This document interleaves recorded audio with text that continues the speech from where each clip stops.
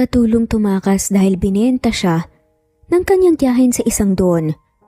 Pero paano kung napasukan niyang kotse?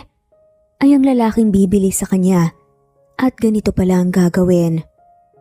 Unti-unting iminulat nga ng dalagang si Isay ang kanyang mga mata at kasabay nun ay dahan-dahan nga niya ring pagbangon habang umingiwi dahil sa kirot na nararamdaman niya sa kanyang katawan. Kagad siyang tumapat sa salamin at kitang-kita nga niya ang namumutla niyang itsura habang puno ng pasa ang kanyang braso at balikat. Halos maiyak nga ang dalaga dahil sa sakit ng buo niyang katawan. Walang awa kasi ang kanyang tiyahin at pinsan kung siya ay tratuhin. Imbes na ituring bilang kapamilya, itinuring siya ng mga ito bilang isang alipin. Kung minsan, napagbubuntunan nga siya ng kamay ng mga to kapag hindi niya kagad nasusunod ang utos o kaya naman kapag siya ay nagkakamali. Lumabas nga si Isay sa masikip niyang kwarto na dating bodega ng kanyang tiyahin at tiyuhin. Sa sala nandoon nga ang kanyang tita Susana at ang kanyang pinsan na si Thea kung saan umabot sa pandinig niya ang pag-uusap ng dalawa. Siya nga pala anak, may magandang balita ako sa iyo. Sa wakas wala na tayong utang kay Don Rafael. Hindi na natin po problemahin pang naiwang malaking utang ng tatay mo. Medyo masaya nga ang boses na balita nga ni Susana sa kanyang dalang anak. Talaga ma? Pero paano? Usisa naman ang dalagang si Thea. Ano pa ba? Dinagalak ko sa kanya ng isang dalaga at noong banggitin ko sa kanya yun, nagningning talaga yung mata ng matanda. Kahit matanda na gusto pa rin pala ng batang mapapangasawa. Natatawang turan pa nga ni Susana. Ha? Dalaga? Teka, hindi mo naman siguro ako binenta sa kanya, no? Protesta pa nga ng anak nitong si Thea. Ano ka ba? Siyempre hindi. Anak kita kaya hindi ko magagawa yon. Kung may bebenta man ako kay Don Rafael, malamang hindi ikaw yun. Matapos ngang sabihin yun ni Susana, unti-unting lumitaw nga ang ngisi sa gilid ng kanyang labi. Sandali, kung ganun, ibinenta mo si Isay? Tumpak! Akalain mo nga naman may pakinabang ni palang babaeng yun. Sabi pa nga ni Susana. Halos manigas naman sa kanyang kinatatayuan ng dalagang si Isay matapos marinig ang pag-uusap ng kanyang tiyahin at pinsan. Hindi siya makapaniwala. Nagsimula ring bumalot sa kanyang sistema ang takot. Nang makita nga niya kung paano magtawanan na parang mga demonyita ang inakala niyang pamilya niya, unti-unti siyang kumilos pabalik sa kanyang kwarto at kinuha ang ilan sa mga damit niya. Sakay pinasok nga sa loob ng kanyang bag at walang pagdadalawang isip nga na sumalisi hanggang sa makalabas nga siya ng bahay. Isay, saan ka pupunta? Sigaw naman bigla ni Susana nang makita nga niya na tila ba tumatakas ang dalaga. Nanginig ang katawan ni Isay dahil sa takot. Ngunit pilit niyang nilabanan yon at sinikap na makatakas, kaya naman tumakbo nga siya palayo. Bumalik ka rito, Isay! Akala mo ba may patutunguhan ka dyan? Wala ka ng pamilya kundi kami lang kaya bumalik ka rito! Galit na sigaw nga ni Susana habang hinahabol nga nito si Isay. Wala akong pakialam. Hindi ko papayag na ibenta niyo ko para pambayad utang. Bulong naman ni Isay sa kanyang sarili. Napahinto naman sa pagtakbo ang dalaga nang matanaw niya ang isang kotseng nakaparada at doon walang pagdadalawang isip na sumakay siya sa backseat. Manong please, paandarin niyo po itong sasakyan. Ilayo niyo po ako sa lugar na to please. Mangiyak-ngiyak pa nga napakiusap nga ni Isay sa driver. Hindi naman nagtagal umandar na nga rin ng kotse kung kaya't nakahinga si Isay ng maluwag. Pinahid niya ang munting luha sa kanyang pisngi. Saka sumandal nga sa upuan hanggang nga nakatulog. Makalipas ang ilang oras, unti-unti na nga ring nagising si Isay. Nangigala nga niya ang kanyang paningin. Ay gabi na at siya ay nasa loob pa rin ng isang kotse. Nasaan tayo? Tanong nga ni Isay sa driver. Nasa city. Kanina pa tayo nandito, hinintay lang kitang magising. Sagot naman ng lalaki at halos manayunga ang balahibo ni Isay sa katawan dahil sa malalim na boses nito. Ganun ba? Pasensya ka naman nga. Nakatulog ako eh. Paumanhin nga ni Isay. Pagkatapos ay nagkalkal nga ito sa bag niya at kinuhang naitabi nga niyang pera. Saka inabot nga sa lalaki. Ito, hindi ko alam kung sapat na to. Pero kung kulang pa, pwede kitang bayaran sa susunod para makahanap na ako ng trabaho. Ibigay mo na lang sa akin ang number mo. Ilang segundong lumipas subalit hindi man lamang gumalaw ang lalaki para kunin ang inabot nga ng dalaga. Hindi mo ba kukunin to? Hindi ka ba tumatanggap ng kulang? Kinakabahan nga ang boses na tanong pa nga ni Isay sa lalaki. Matanong lang kita, may pupuntahan ka ba? Pangusisa nga ng lalaki. Mukhang naglayas ka sa inyo, paano ako makakasiguro na mababayaran mo ako sa susunod? Napalunok na nga lamang si Isay at napayuko. Ang totoo niyan, wala talaga akong ibang mapupuntahan. Tama ka, naglayas nga ako sa amin kasi hindi ko na kaya yung mga ginagawa ng pinsan at tita ko sa akin. Pero kung tungkol sa kulang na bayad, huwag kang mag-alala. Maghahanap naman ako ng trabaho kagad eh. Kapag nagkapera ako, kukontakin kita kagad para mabayaran. Hindi naman kita tatakasan eh. Hindi naman ako masamang tao kaya makakaasa kang mababayaran kita. Sabi nga ng dalaga. Ilang segundo silang nabalot ng katahimikan nang hindi man lamang umimik ang lalaki hanggang sa bigla na nga lamang umandar ang sasakyan na siyang ikinabigla ni Isay. Teka, saan tayo pupunta? Saan mo ko dadalhin? Kinakabahan nga ang boses na reaksyon ni Isay. Sinubukan din niyang buksan ang pinto ng kotse. Ngunit mas lalong namutawi ang takot sa kanya nang hindi na nga niya yun mabuksan. Saan mo ba talaga ako dadalhin? Parang awa mo na, Manong. Oo, at grabe ang pinagdaanan ko. Pero hindi pa ako handang mamatay. Kaya please pakawalan mo na ako. Nakikiusap ngang sambit ni Isay na kulang na nga lamang lumuhod nga siya sa lalaki. Bigla namang pumreno ang kotse kaya muntikan pang mauntog si Isay. Sino ba kasing nagsabing mamamatay ka? Pwede bang manahimik ka na lang at maghintay? And can you please stop acting as if I'm a kidnapper or a criminal? Just wait, okay? Kalmado ang boses nga na reklamo naman ng lalaki. Kahit na nagtataka pa rin unti-unti namang naibsan ang kaba at takot sa dibdib ni Isay dahil sa sinabi ng lalaki. Kaya naman umayos na nga lamang siya ng upo at sinubukan na kumalma. Maghihintay na nga lamang siya kung saan man dadalhin ito. Ngunit kailangan niya pa ring maging alerto, lalo pat hindi nga niya naman ito kilala. Makalipas ng ilang minuto huminto na nga rin sa wakas ang kotse. Siya nga pala, pwede mo bang sabihin sa akin kung anong nangyari kanina? Kung bakit ka lumaya sa inyo? Biglang usisa naman ang lalaki. Sinipat naman ang dalagang lalaki ngunit hindi niya makita ang itsura nito. Gawa ng madilim sa loob ng kotse. Bata pa lang ako nang mawalan ako ng mga magulang. Kaya naman kinupkup ako ng tiyuhin at tiyahin ko. Nung una okay naman ang pakikitungo nila sa akin.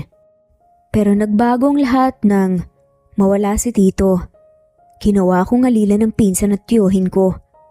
Madalas, nila akong saktan. Wala akong magawa dahil nakikitira lang naman ako sa kanila. Bukod doon sila lang ang tanging pamilya ko. Kaya utang ko rin sa kanila ang buhay ko. Kaya ko naman talagang magtiis eh. Dahil ang importante sa akin may matitirahan ako. May makakain. At may matatawag akong pamilya. Pero nung narinig ko na binenta ako ni tita sa isang matandang mayaman na pinagkakautangan nila ng malaki, nasaktan ako at hindi makapaniwala. Ayoko naman na hayaang mangyari yun dahil tiyak akong mas lalong hihirap ang buhay ko. Kaya mas pinili ko na lang na tumakas. Kahit na hindi ko alam kung tama ba tong ginawa ko.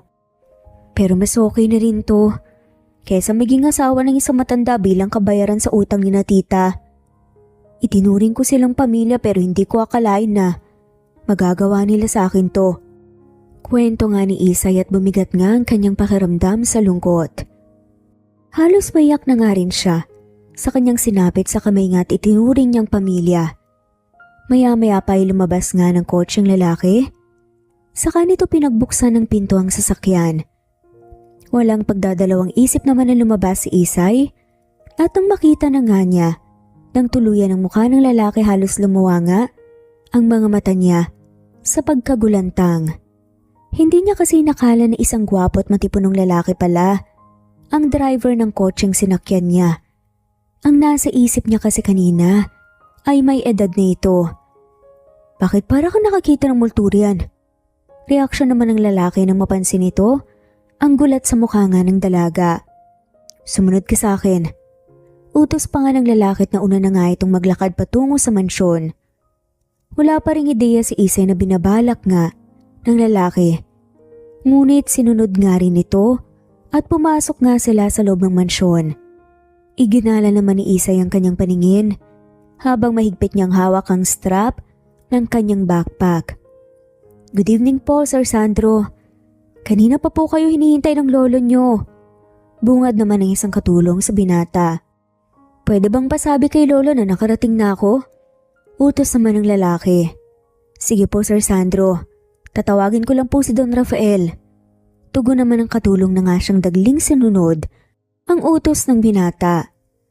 Ilang segundo pa nga ang lumipas ng muli ngang mapalitan ng pagkagulat ang kaninang walang reaksyon na mukha ng dalaga na tila ba may napagtanto. Don Rafael? Sambit nga ni Isay na siyang narinig ng binata. Lolo ko siya. Bakit? Anong problema? Usisan man ng binatang si Sandro. Teka, kasabot ka ba ni tita ha? Inutusan ka ba niya na dalhin ako dito? Sigaw nga ni Isay sa binata at unti-unting bumalatay sa kanyang sistemang takot. Anong pinagsasasabi mo? Anong kasabot? Nagugulhan namang reaksyon ni Sandro. Si Don Rafael. Siya yung pinagkakautangan ni na tita ng malaking halaga at sa kanya ako binenta bilang pambayad. Nanginginig nga ang boses na sabi ni Isay. Sandro, mabuti naman at nakarating ka na. Kamusta? Nagkita na ba kayo at nakausap mo na ba siya? Biglang sulpot naman ng matanda kaya nabaling sa kanyang atensyon ni na Sandro at Isay. Sino itong dalagang kasama mo? Baling naman ng matanda sa dalaga. Napalunok si Isay at bahagyang umatras ang mga paa niya sa takot. Siya po yung ipakakasal niyo sa akin, lolo. Sagot naman ni Sandro dahilan kaya mas lalong nadagdagan ang pagkagulantang ng dalaga. It turns out hindi po pala niya alam ang tungkol doon. Kaya naman tumakas siya sa kanila. Sinasaktan at pinapahirapan din pala siya ng pinsan at tita niya. Kaya dinala ko siya rito kasi wala siyang matutuluyan. Dagdag na hayag pa nga ni Sandro. Napabuntong hininga na nga lamang matanda at bahagyang lumapit sa dalaga. Hindi ko akalain na ganun pala talaga kasama si Susana. Masaklap lang isipin na wala ka palang alam sa pinag-usapan namin. Kung alam ko lang ang sitwasyon mo at tungkol sa'yo, hindi na sana ako pumayag sa alok niya. Gusto ko lang kasi talaga magpakasal na itong apo ko. Kaya naman nung sinabi niyang may kilala siyang dalaga na single, sinabi ko sa kanya na ipakilala niya sa akin at kakalimutan ko na ang utang nila. Pero hindi mo pala alam ang tungkol doon. Pero iha, kahit ganun mas makakabuti pa rin para sa'yo na manatili rito at mas mainam kung itutuloy mo ang pagpapakasal sa apo ko. Nang sa gayon may maging maayos na nga ang buhay mo at makalaya ka na sa pangalipusta sa'yo ni Susana at ng anak niya. Litanya pa nga ng mabait pala na matanda. Bakas pa rin ang hindi makapaniwalang reaksyon sa mukha ng dalaga at hindi pa nga rin ito makaimik. At ito nga po kung si Sandro, tinitiyak ko na alagaan ka niya ng mabuti.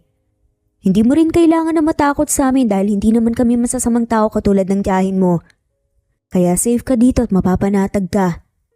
Tugtong na sabi pa nga ng Don Rafael na may ngiti sa mga labi. Lo, dadalhin ko muna siya sa guest room para makapagpahinga siya. Biglang singit naman ni Sandro na siyang tinanguan lang ng kanyang lolo. Hinawakan nga ni Sandro ang pulsuhan ng dalaga at dinala nga niya ito sa guest room. Dito ka na muna magstay ngayong gabi habang hindi pa naayos ang magiging kwarto mo. Ani nga ng binata pagpasok nila sa kwarto. Kung ganun, hindi pala ako kay Don Rafael ipakakasal kundi sa apo niya. Biglang wika naman ni Isay na tila ba ngayon pa lamang niya na proseso ang lahat. Mukhang hindi lang sila nagkaintindihan ng tita mo. Pero hindi ko rin naman ginusto to. Maski ako nagulat na lang nang may ganito palang plano si Lolo. Abala ako sa negosyo ng pamilya namin. Kaya wala na akong oras para sa pakikipagrelasyon pa. Gusto na ni Lolo na magkaroon ng apo sa tuhod. Bilang ako lang din naman ang nag-iisang apo niya sa mga magulang ko. Kaya gusto na nga niya ako magpakasal. Napakarami na ring chismis eh. Sinasabi nila may naanakan na daw ako tapos pinalaglag ko lang. Tapos sinasabi naman ng iba na baog daw ako. Eh kung ganun, bakit ka hindi tumutol? Tanong nga ni Isay. Maayos ang relasyon namin ni Lolo. May tiwala ako sa kanya. At itong ginagawa niya, alam kong para lang din to sa akin. Dahil gusto niyang mapanatag na balang araw hindi ako maging mag-isa. Isa pa, kaya ko namang mag-go with the flow. Wala rin namang masama kung magpapakasal tayo. Pero ano man ang mangyari, paubayan na lang natin sa tadhana yon. Kung magwa-work, di magwa-work. Kung hindi naman wala rin tayong magagawa. Basta ang isipin muna natin ay yung ngayon. Ikaw makakalaya ka na sa malupit mong kamag-anak. Ako naman hindi na ako kukulitin at hindi na mamomroblema pa si Lolo sa paghahanap ng babaeng ipapakasal sa akin. This is a win-win situation, right? Hindi naman nagawang nakaimik ni Isay matapos ang mga sinabi ng binata sa kanya. Sa halip binaling na nga lamang nito sa ibang direksyon ng kanyang mga mata. By the way, wag mo na ulit akong tatawaging Manong. Kita mo naman magkaedad lang tayo at hindi naman ako mukhang matanda. Sabi pa nga ni Sandro kaya napatingin sa kanyang dalaga. Sorry, hindi ko kasi nakita yung mukha mo kanina. Kaya akala ko may edad ka na. Rason naman ang dalaga. May cellphone ka ba? Maya-maya pa itanong naman ni Sandro. Umiling naman si Isay bilang tugon. Ano nga ulit ang pangalan mo? Isay ang pangalan ko. Okay Isay. Maiwan na muna kita para makapagpahinga ka. Kapag may kailangan ka magsabi ka lang good night. Huling mga sinabi nga ng binata bago ito tuluyang umalis. Kaya naiwan si Isay na mag-isa sa kwarto. Kinuha naman ni Isay ang maliit nitong teddy bear sa loob ng kanyang bag nang maupo nga siya sa kama. Teddy, tingin mo ba tama tong ginawa ko? Tama kayang lumayas ako kina tita at magstay dito? Dapat ba akong magtiwala kina Don Rafael at sa apo niya? Mukha naman silang mabait lalo na si Sandro. Mukha lang siyang suplado pero kalmado palagi ang boses niya tuwing magsasalita siya. Pero syempre hindi pa rin ako nakakasigurado kung talagang hindi sila masasamang tao. Kasi ganun din naman dati si Tita Susana at si Thea eh. Nung kinupkup nila ako. Mabuti naman sila sa akin pero nung nawala si Tito, lumabas yung kasamaan nila at totoong kulay. Alam mo Teddy, pagod na akong mahirapan at masaktan eh. Ano pa kasing dapat kong gawin? Pagkausap nga ni Isay sa kanyang maliit na teddy bear at niyakap yun. Kinabukasan ng magising nga si Isay lumabas ito ng kwarto at naglakad nga lang sa mansyon hanggang sa magkasalubong sila ng binatang si Sandro. Good morning. Pati ng lalaki sa simple at kalmadong tono ng boses. Sakto namang kumulo ang tiyan ng dalaga dahilan kaya napahawak siya sa tiyan niya. Sandali namang napasulyap ang lalaki sa tiyan ng dalaga. Wala ka pang kain simula kagabi. Ayoko kasing abalahin ang tulog mo kaya hindi na kita ginising pa para mag-dinner. Usal naman ni Sandro. Okay lang. Tanging nasabi lang naman ni Isay sa nahihiyang boses. Bigla namang nabaling ang tingin ni Sandro sa braso ng dalaga. Nakitang-kita ang mga pasa kaya bahagyang kumunot ang noo. Napansin naman yun ni Isay kaya dali-dali niyang tinakpan ang braso niya gamit ang kanyang kamay. Tara na mag-breakfast tayo. Biglang yaya nga lang ni Sandro at nagpatiuna. Pagdating sa hapagkainan, tahimik lang silang dalawa na kumain. Hanggang sa biglang may isang katulong ang siyang lumapit kay Sandro. Sir, nasa labas po si Susana. Hinahanap niya po si Don Rafael, gusto niya raw po kayo makausap. Turan nga ng katulong kaya parehong natigilan sina Sandro at Isay, saka nakatingin. Dito ka lang. Ako nang lalabas para harapin ang tita mo. Presinta naman ng binata, tumalis na nga ito para puntahan ang kanilang bisita. Hindi naman napigil ni Isay na sumunod nga at sumilip sa bintana. At nang matanaw nga niya ang kanyang tiyahin sa labas, namutawi kagad ang takot at kaba sa kanyang dibdib. Takot na baka makita nga siya nito at pilitin na bumalik sa kanila upang maranasan ang kalupitan ng magina na siyang ayaw nga niyang mangyari pa. Wala rito si Lolo. May importante siyang inaasikaso. Walang paligoy-ligoy at direktang sabi naman ni Sandro nang puntahan nga niya ito sa labas ng gate. Hindi naman kagad nakapagsalita si Susana. Kung saan bakas ang pagkagulat na may halong pagkamangha ang reaksyon ng mukha niya nang makita nga niyang binata. Mahiya po pala si Don Rafael. Maya-maya ay sambit nga ni Susana na tila ba hindi makapaniwala. Oo, si Lolo ang hanap mo, diba? Wala siya dito, kaya pwede ka nang umalis. Sabi naman ni Sandro na animo'y tinataboy na si Susana. Matagal pa ba siyang uuwi? Willing naman ako maghintay. Sadyang importante lang kasi talaga ang sasabihin ko sa kanya. Wika pa nga ni Susana na hanggang ngayon nagniningning ang mga mata sa gwapong binatang kanyang kaharap. Bahagyang napabuntong hininga naman si Sandro.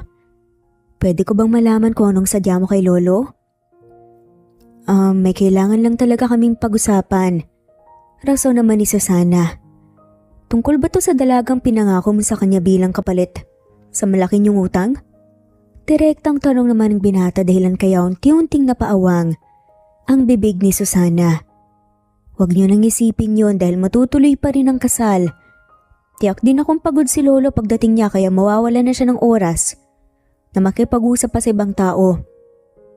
Kaya pwede na kayong umalis. Dugtong at uling sinabi nga ni Sandro bago niya tuluyang nilisan si Susana at bumalik na nga sa loob ng mansyon. Naiwan namang hindi makapaniwala at takang-taka si Susana.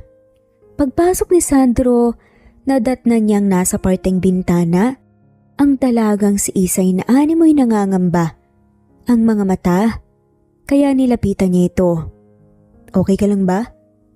Konsulta nga ni Sandro sa dalaga. Nalaman ba niyang nandito ako? Tila nanginginig pa nga ang boses na tanong naman ni Isay sa binata. Hindi ko direktang sinabi na nandito ka. Pero hindi mo na kailangan pang mag-alala. Pagkasambit nga nun ni Sandro, unti-unti niyang niyakap ang dalaga. Bahagya nga rin kinagulat ni Isay yon. Nagtagal lamang ng ilang segundo ang yakap na yon nang mapagtanto ni Sandro ang kaniyang ginawa at hindi niya mawari kung bakit bigla niyang niyakap ang dalaga. Marahil ay dala lamang ng pag-aalala niya rito. Ngunit bakit nga ba siya nag-aalala para sa dalaga? Iyan nga ang tanong ni Sandro sa kaniyang isipan. Ngunit sa huli ay binaliwala na lamang niya iyon at naisip na baka natural lamang na maramdaman niya iyon. Lalo pa at nasa puder nila ang dalaga na siyang magiging soon-to-be bride niya rin. Samantala, sa bahay nga ng mag-inang sina Susana at Thea ay pareho nga itong palakad-lakad sa sala habang ang kanilang mga mukha ay puno ng labis na pag-aalala tungkol sa sinabi ng binata kanina.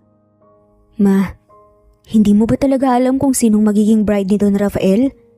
At kung bakit matutuloy ang kasal? Tanong nga ni Thea sa kanyang ina. Hindi ko nga alam, okay? Hindi ko natanong. Imposible namang si Isa yon dahil tumakas nga ang Bruhilda, diba? Ang iniisip ko ngayon, kung matutuloy ang kasal, ibig sabihin may iba ng nahanap na mapapangasawa si Don Rafael. At kapag nangyari yun, may utang pa rin tayo kay Don Rafael. Kasalanan talaga to ng Isay na yun. Kung hindi siya tumakas, edi sana, naipakilala na natin siya kagad kay Don Rafael.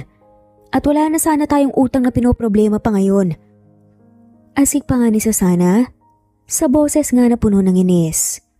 at upang pakalmahin ang kanyang sarili na upo na nga ito sa sofa at huminga ng malalim. Paano yan, ma?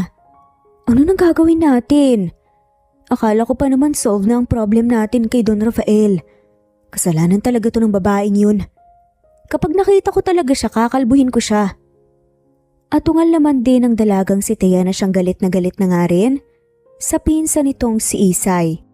Sa mansyon naman ay saktong kabibihis lang ni Isay nang bumukas nga ang pinto ng kwarto at iniluwal nga niyon si Sandro. Siya nga pala, okay na yung magiging kwarto mo kaya pwede ka na rin lumipat at magstay. Saad pa nga ng binata. Sige, salamat. Tugon naman ni Isay. Ano yan? Tanong pa nga ni Isay nang makita nga nito ang box na hawak ng binata. Siya nga pala, pinilhan kita ng phone para may magamit ka at kung sakaling kinailangan mo ko o ng tulong ko, pwede mo kong tawagan ka agad. Wika ng binata sabay abot nga ng box kay Isay. Nako, hindi na kailangan. Wala akong pambayad dyan. Isa pa, may utang pa nga ako sa'yo nung nilayo mo ako sa amin eh. Nakakahiya na. Sobra-sobra na itong tulong mo sa'kin. Nahihiyang tanggi naman ng dalaga. Tipid na napangiti ang binata. Hindi naman kita sinisingil. Isa pa, deserve mo naman na matulungan. Saka sooner or later, kakasal naman tayong dalawa. Magiging mag-asawa na tayo kaya hindi mo kailangan mahiya. Talaga bang gusto mo akong pakasalan? Natigilan naman ang binatang si Sandro sa tanong na yon. Nang dalaga lalo na nang bahagya itong mapayo ko. Bakit mo naman natanong yan? Iniisip mo bang hindi mo deserve pakasalan? O ayaw mo akong pakasalan? Napangat naman ang tingin si Isay sa binata. Hindi naman sa ayaw kitang pakasalan. Sino pang ayaw magpakasal sa isang katulad mo, diba? Gwapo ka. Galing sa marangyang pamilya. Kaya paniguradong walang babae ang tatanggi sa'yo na magpapakasal. Pero iniisip ko kasing baka hindi mo naman deserve na magpakasal sa isang katulad ko. Isa pa, ang lolo mo lang naman ang may gustong maikasal ka, diba? May karapatan ka pa rin namang tumanggi. Hindi mo kailangan mapilitan. Humakbang naman palapit si Sandro sa dalaga dahil nga sa mga sinabi nito. Hindi ba in-explain ko na sa'yo lahat? Nag-aalinlangan ka pa rin ba? Isay, isipin mo na lang na ito lang ang paraan para tuluyan ka ng makalaya sa tita at pinsan mo. At hindi ka na rin nila pwedeng saktan pa. Saad pa nga ni Sandro. Nagtama nga ang kanilang mga mata at sandaling nagkatitigan hanggang sa si Sandro na ang unang umiwas ng tingin at nagpaalam. Sa bawat araw na lumilipas, mas lalong ang pinag-iisipan ni Isay nang mabuti ang tungkol sa kasal. Unti-unti na rin siyang nagiging komportable sa mansyon kung saan mas lalo nga rin siyang naging malapit kaagad sa lolo ni Sandro. Kasalukuyan ngang kumakain ng hapunan na magkakasama sina Isay at Sandro kasama si Don Rafael nang mapag-usapan nga nila ang tungkol sa kasal. Siya nga pala, ano nga palang balita? Napag-uusapan niyo na ba ang tungkol sa kasal niyo? Biglang pagbubukas nga ni Don Rafael ng kanyang pag-uusap. Nagkatingin na naman si Sandro at Isay. Si Isay nga ang siyang unang nagiwas ng tingin at napayoko nga sa kanyang pagkain. Gusto ko sanang mapabilis ang kasal niyo hanggat maaari. Hindi na ako bumabata kaya ayoko namang patagalin pa ang pagpapakasal niyong dalawa. Okay lang ba yun sa inyo? Sambit pa nga ni Don Rafael sa dalawa. Depende po kay Isay kung gusto niya pong magpakasal. Gusto ko po kasi sana siyang bigyan pa ng time para hindi po siya mabigla. Rason naman ni Sandro dahilan kaya pareho nga silang bumaling sa dalaga. Kung isipin, ikakasal din naman tayo. Patagalin man natin o hindi, kakasal pa rin tayo. Kaya kung gusto ng lolo mo na mapabilis yung kasal, hindi ako tututol. Payag ako magpakasal kagad sa'yo. Wika naman ni Isay sa binata. At dahil nga sa sinabi ng dalaga lumitaw ang isang malapad na ngiti sa mga labi ni Don Rafael. Mabuti naman kung ganon. I-resettle din. Ako nang bahala sa lahat. Ang kailangan nyo na lang gawin ay magpahinga at masigurong makaka-attend kayo sa kasal nyo. Saad nga ni Don Rafael na may bahid ng pagka-excite sa kanyang boses. Mabilis na lumipas ang mga araw at mas lalo ngang nadadagdagan ng kaba sa dibdib ng dalagang si Isay. May agam-agam pa rin kasi siya kung tama bang desisyon na magpakasal siya sa binata. Dahil kasi sa mga naranasan niya sa inakala niyang pamilya mula sa kaniyang tiyahin at pinsan, natakot na siyang magtiwala ng lubos sa ibang tao dahil baka maranasan na naman niya ang malupit na sinapit niya noon. Isang araw nga bago ang araw ng kasal, abala nga si Isay sa pagtitig sa kaniyang sarili sa harap ng salamin. Sinisipat ang katawan niyang puno noon ng mga sugat at pasa at ngayon nga ay naghihilom na ang mga ito. Iniisip pa rin niya kung nararapat ba siyang pakasalan ni Sandro dahil hindi niya alam kung paano niya masusuklian ang mga tulong nito sa kaniya simula nang makatakas nga siya sa kaniyang pinsan at tiyahin. "Are you alright?" Biglang tanong ng isang boses. Kaya napalingon ng dalaga sa pintuan kung saan pumasok nga ang binatang si Sandro. "Ayos lang ako." Tumangot-angong sagot naman ni Isay. "Kinakabahan ba para bukas?" Tanong pa nga ni Sandro. Napalunok naman si Isay nang muli ngang mabuhay sa kanyang dibdib ang kabang kanyang nararamdaman. "Medyo, pero huwag kang mag-alala. Wala naman akong plano ng matras sa kasal. Pangako hindi ko ipapahiya ang lolo mo, lalo ka na." Ani pa nga ni Isay. Ngumiti naman si Sandro. "Hindi ko naman iniisip yan. Basta ang gusto ko lang, gusto mo talaga to. Siya nga pala, invited din pala sa kasal natin yung pinsan at tita mo." Automatic ngang nanlaki ang mga mata ng dalaga nang marinig niya ang sinabi ng binata. "Pero hindi mo kailangan mag-alala at matakot. Sinadya ni Lolo na i-invite sila para makita nilang kasal natin. Pero hindi ka na nila makukuha pa.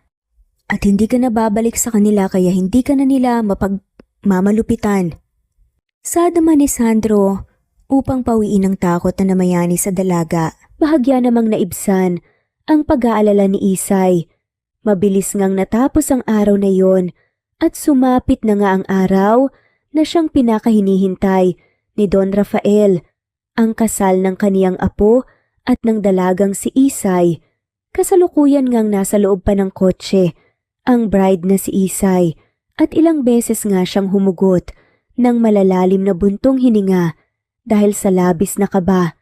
Bahagya rin siyang nakaramdam ng lungkot dahil bata pa lamang siya ay pangarap nga niyang maikasal at ang kaniyang ama ang siyang maghahatid sa kaniya sa altar habang ang kaniyang ina naman ay lubos na masaya para sa kaniya. Subalit hindi na makikita pa kailanman ng kaniyang mga magulang ang masayang sandali ng buhay niya na maikasal. Ilang minuto pa ang lumipas ay lumabas na nga ng kotse si Isay at napatitig sa malaking simbahan kung saan sa loob nga ay naghihintay na sa kaniya ang kaniyang groom na si Sandro. "Ma, hindi ko maintindihan. So yung binatang apo ni Don Rafael ang ikakasal ngayon?"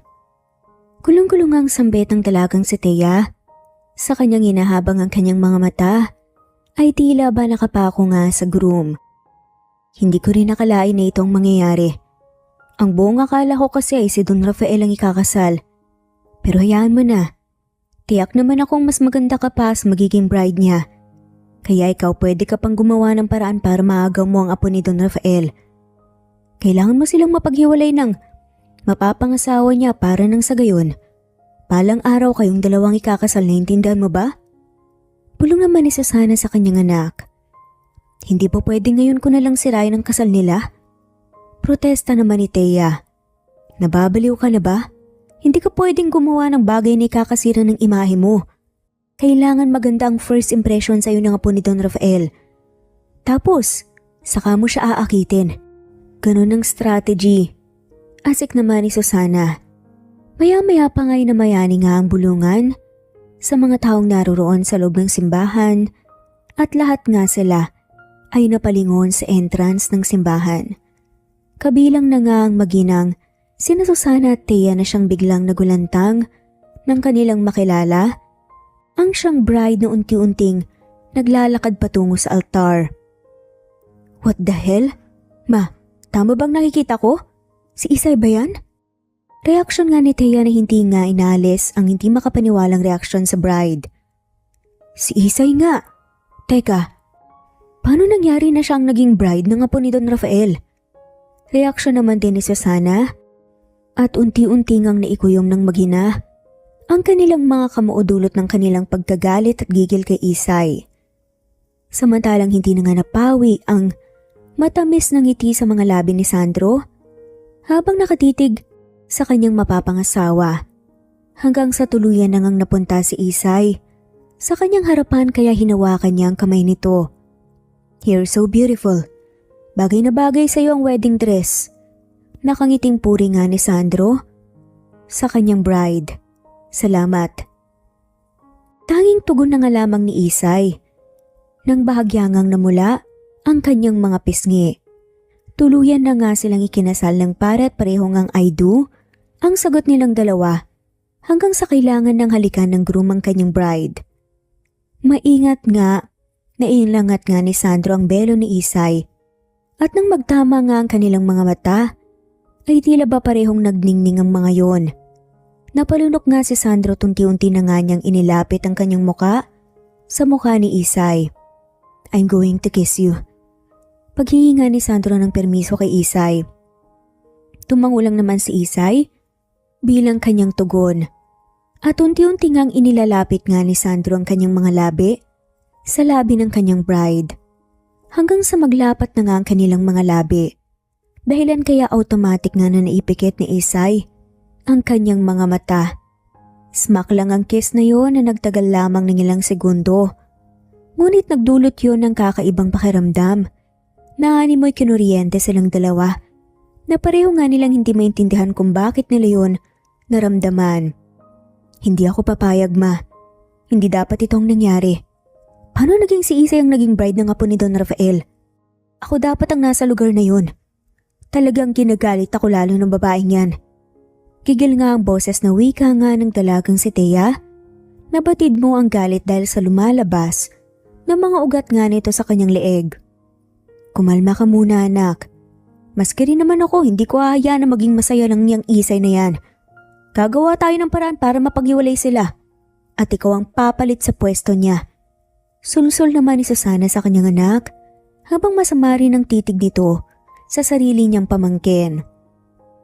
Sa venue nga ng reception ay hindi magawang mapanatag ni Isay sa kadahilan ng nasa paligid lamang ang kanyang tiyahin at pinsan at batid niyang pinagmamasdan lamang ng mga to ang kanyang mga kilos at natatakot pa rin siya sa pwedeng gawin ng mga to sa kanya. "Nagagalit talaga ako sa kanya. Hindi ako papayag na magiging masaya siya at aagawin niya ang buhay na dapat para sa akin." May galit sa boses na sambit nga ni Thea habang masamang tingin nga ang pinukol nga niya sa kanyang pinsan na si Isay. "Hindi niya deserve ang ganitong buhay. Kaya gumawa ka ng paraan, anak, para mabawi mo to sa kanya. Kung alam ko lang na ang apo pala ni Don Rafael ang hinahanapan niya ng bride, ikaw na sanang ipinakasal ko. Pero katulad nga ng sinabi ko, gumawa ka ng paraan. Maganda ka naman at saka mas sexy pa sa kanya kaya pwede mong akitin ang apo ni Don Rafael." Sulsol naman ang ina nitong si Susana. Mas lalong ang nagliyab ang pagnanais ni Thea na maagaw ang lahat sa kanyang pinsan. Kung kaya't hindi na nga ito nagsayang pa ng oras at pinuntahan nga nito ang groom suot ang isang mapang-akit na ngiti. "Hi, you are Sandro, right?" Napalingon naman si Sandro sa babaeng bigla na nga lamang lumapit sa kanya. "Alam mo, hindi pa rin ako makapaniwala na ang pinsan kong si Isay pala ang pakakasalan mo. Ayoko sanang sabihin to pero nag-aalala lang kasi ako sa'yo. Pero I think kailangan mo ring malaman ng totoo." Panimula nga ni Thea. "Anong totoo?" tanong naman ni Sandro. "Ang totoo niyan, marami na siyang naging boyfriend. Karamihan sugar daddy pa nga eh. Hanggang sa dumating sa point na hinututan niya ang mga lalaking yun. Lalo na yung mga matatandang target niya. Kaya nagalit yung matanda at pinabayaran lahat ng naibigay niya kay Isay. Dahil kung hindi, ipakukulong niya raw si Isay. At dahil kami na nga lang pamilya niya, syempre, gumawa kami ng paraan para mabayaran yung malaking halagang Hinutot niya para hindi siya makulong kaya nagkaroon kami ng utang sa lolo mo.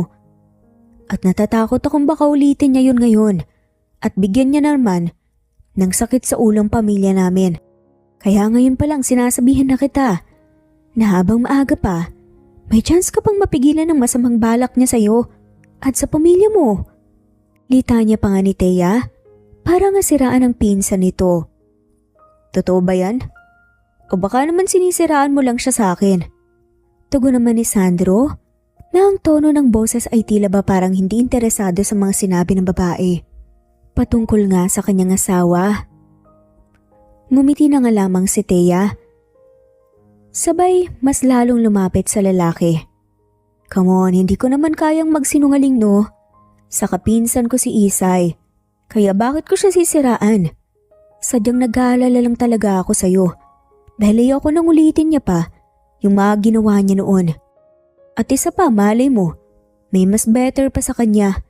Yung tipong magiging tapat sa'yo at handa kang paligayahin.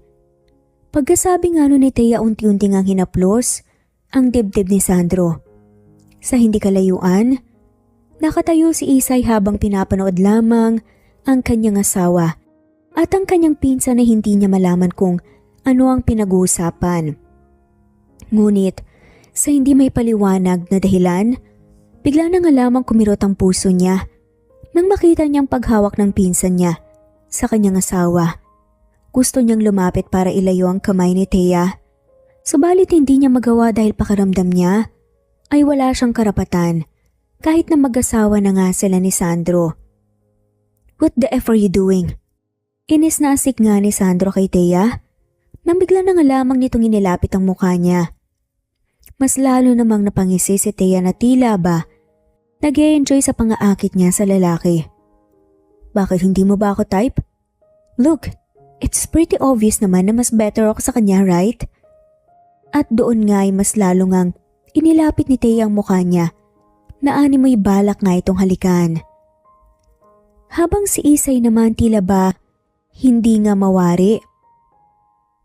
Kung makakayanan nung nakikita niya kaya dali-dali na nga siyang lumapit para itulak paliw ang pinsan niyang si Thea bago pa man ito tuluyang mahalikan ang lalaki. Nagulat naman si Thea sa nangyari. Anong ginagawa mo, Thea? Bakit hahalikan mo ang asawa ko? Matapang na sigaw nga ni Isay sa kanyang pinsan. Ang kapal talaga ng mukha mong babae ka. Anong karapatan mo para itulak ang anak ko, ha? Galit na atong alaman ni Susana nang lumapit nga din ito at sinampal ng malakas si Isay. Ang lahat ay nagulat at napunta nga sa kanilang atensyon. Wala ka ring karapatan para saktan ng asawa ko. Galit na sigaw din ni Sandro nang itulak niya rin si Susana na siyang ikinagulat ng mag-ina. Pwede ba? Alam ko kung ano ang plano niyo at alam ko rin ang baho niyong mag-ina. Sinasaktan niyo si Isay at pinagmamalupitan niyo siya. Hindi pa kayo nakontento at pinambayad niyo pa siya sa utang niyo sa lolo ko. Pero anong nangyari? It turns out tama lang din pala yung ginawa niyo kasi makakalaya na siya sa masasamang katulad niyo. You know what? Mabuti pang umalis na kayo. Ngayon din bago pa ako tumawag ng pulis para ipadampot kayong dalawa. Dahil hindi niyo pa rin bayad ang malaking utang niyo sa lolo ko. At hindi niyo masasaktan pa si Isay. Dahil hindi ko na kailanman hahayaan pang mangyari yon. Madiin at seryosong sambit nga ni Sandro. Sa mag-ina bago nga nito, pinalingan ng kanyang asawa at binuhat ito ng pa-bridal style. Saka umalis nga at nagtungo nga sa kwarto. Salamat kasi pinagtanggol mo ko kanina. Sambit naman ni Isay nang dahan-dahan nga siyang iniupo nga sa kama ng kanyang asawa. Wala yun. Bilang asawa mo, responsibilidad kong protektahan ka. Ani nga ni Sandro sabay hinawakan ng pisngi ni Isay. Nakasalukuyang namumula dahil nga sa pagkakasampal ni Susana kanina. Sorry nga pala kung hindi ko napigilan kaagad yung tita mo kanina. Okay lang yun. Thankful pa rin naman ako kasi nandito ka sa tabi ko. Napatitig nga sila sa mga mata ng bawat isa habang parehong may ngiti sa kanilang mga labi. Ilang sandali pa ay bigla na nga lamang nakaramdam ng pagkahilo si Sandro. Hanggang sa bigla na nga lamang nitong hinubad Ang suot na damit na tila ba naiinitan. Napuno naman ng pagtataka si Isay dahil sa ginawa ng lalaki na para bang wala ito sa sarili. Ayos ka lang ba, Sandro? Tanong na nga ni Isay na nag-aalala nga ang boses. Muli ay napatitig naman si Sandro sa mukha ni Isay hanggang sa bumaba ang mga tingin nito sa mga labi ng kaniyang asawa at hanggang sa hindi na nga rin nito napigilan pa ang sarili na halikan si Isay. Nanlaki naman ang mga mata ni Isay dulot ng pagkagulat. Sobrang bilis din ng kabog ng puso niya na animoy nakikipag-unahan sa karera. Unti-unting ipinikit ni Isay ang mga mata niya at hinalikan na rin pabalik ang lalaki. Unti-unti na ngang inihihiga ni Sandro ang kaniyang asawa habang marahan nitong hinuhubad ang damit ni Isay. Mas lalo namang nakaramdam ng init sa katawan si Isay, kung kaya't tinulungan niya na rin si Sandro na hubarin ang kaniyang damit hanggang sa tuluyan na nga siyang nawalan ng saplot sa katawan at habang nasa ibabaw na nga ni Isay ang kaniyang asawa ay natigil ang kanilang paghahalikan ng biglang makaramdam ng kaba si Isay. Kinakabahan ako, Sandro. First time ko kasi to eh. Please dahan-dahanin mo lang. Pakiusap nga ni Isay sa nahihiyang at kinakabahang tono ng boses. Mahinang natawa si Sandro. First time ko rin to. Pero huwag kang mag-alala. Kasi dadahan-dahanin ko lang naman para hindi ka masaktan. I love you, Isay. Saad nga ni Sandro. Pagkatapos sinagkan nga niya ang noo ni Isay, saka muling hinalikan sa mga labi. Sinimulan na nga nilang magtanggal. Napapikit nga ang babae ng ginalaw nga ni Sandro ang kanyang kamay na nakahawak sa kanyang dibdib sa sobrang kaba.